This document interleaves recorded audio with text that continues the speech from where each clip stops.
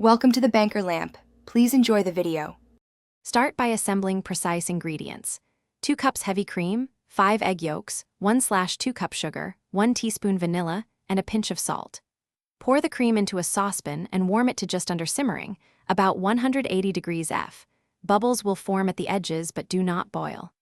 Whisk the yolks with 1/4 cup of the sugar until pale and ribbon-like, then slowly temper the warm cream into the yolks while stirring to avoid scrambling. Strain the custard through a fine sieve into a pitcher, removing any cooked bits, then let it rest 5 minutes before filling ramekins to ensure smooth texture.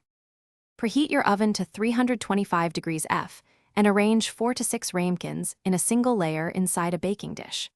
Fill each ramekin with the strained custard to within 1/8 inch of the rim, then pour hot water into the baking dish until it reaches halfway up the sides of the ramekins. This bain-marie prevents curdling and promotes even cooking. Slide the dish into the oven and bake until the custards are set but still wobble gently in the center, typically 40 to 45 minutes at 325 degrees F. Remove ramekins from the water bath using tongs, wipe any water off rims, and cool on. After cooling to room temperature, refrigerate the ramekins for at least 2 hours, preferably 4 hours or overnight, so the custard firms and flavors meld. When ready to finish, evenly sprinkle 1 to 1. 5 teaspoons of granulated sugar over each custard, tilting to coat edges if needed. Use a fine sieve for an even layer.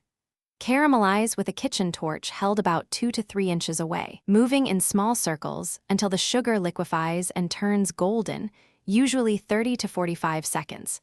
Let the caramel cool and harden for 1 minute so you get a crisp crack before serving. Thanks for watching. If this was helpful, leave a like and consider subscribing. See you next time.